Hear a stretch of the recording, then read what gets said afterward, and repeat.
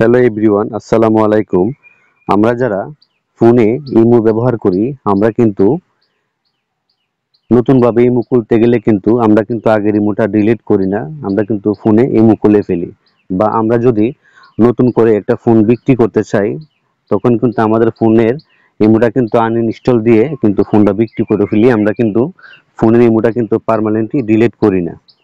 যদি আমরা ইমোটা ডিলিট না করি, তাহলে কিন্তু আমাদের ইমোটা অনলাইনে থেকে যাবে এবং অন্য কেউ আবার ইমোটা লগ ইন করতে পারবে। তো এই জন্য আমাদের ইমোটা পার্মানেন্ট ডিলিট করে তারপরে কিন্তু আমরা অন্য একটা নতুন ইমো খুলতে হবে। এটা আমাদের জন্য অনেক ভালো হবে।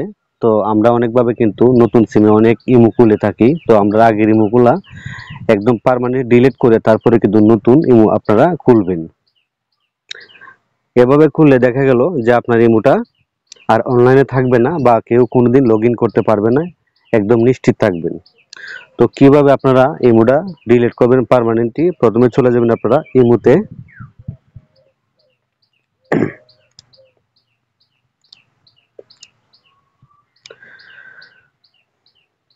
প্রথমে ইমোতে যাওয়ার পরে তারপরে এখানে ক্লিক করবেন প্লাস, আপনারা প্লাসের ভিতরে ক্লিক করবেন। তারপরে মোর আছে, মোরে ক্লিক করবেন।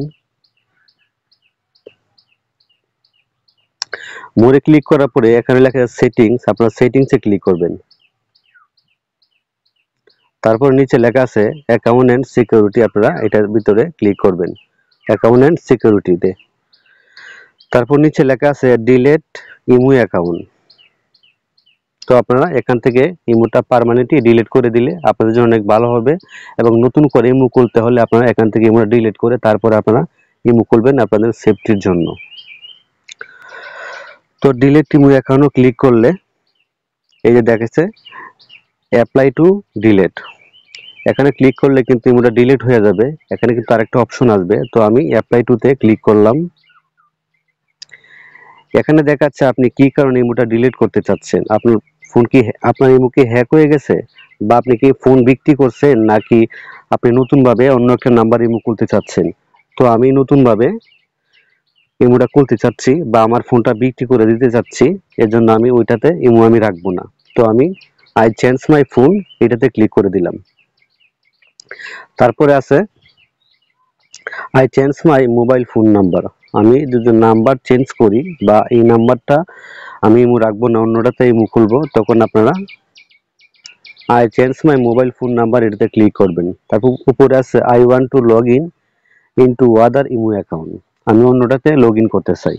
তো আমি ফোন চেঞ্জ করছি, এই জন্য আমি ইমোটা ডিলিট করতে চাচ্ছি পার্মানেন্টলি। তো আমি আই চেঞ্জ মাই ফোনে ক্লিক করলাম। তারপরে নিচে লেখা আছে কন্টিনিউ ডিলিট, আপনারা এখানে ক্লিক করবেন।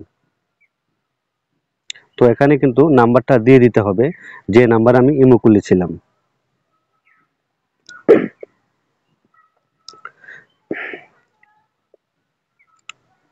আমি নাম্বারটা দিয়ে দিচ্ছি।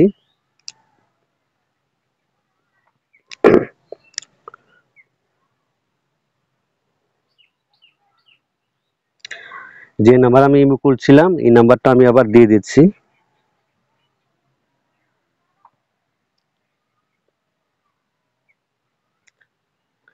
এখানে কিন্তু টাইম নিচ্ছে 15 সেকেন্ড। আপনারা এভাবে ডিলিট করলে আপনাদের অনলাইনে ইমোটা থাকবে না, আপনারা কোনো বিপদে পড়বেন না, আপনাদের জন্য অনেক ভালো হবে। তো আমি এগ্রি এন্ড ডিলিটে ক্লিক করলাম, আবার ডিলিট। এখন কিন্তু আমার ইমোটা কিন্তু পুনরায় কিন্তু ডিলিট হয়ে গেছে। এখন কিন্তু আমার ইমোটা অনলাইনে আর থাকবে না। এখন আমি নতুন করে অন্য একটা ফোনে ইমো লগ ইন করতে পারবো, কোনো সমস্যা হবে না। তো ভিডিওটা যদি ভালো লাগে চ্যানেলটি সাবস্ক্রাইব করে দিবেন এবং ভিডিও থেকে লাইক দিয়ে দিবেন। সবাই ভালো থাকবেন। আল্লাহ হাফেজ।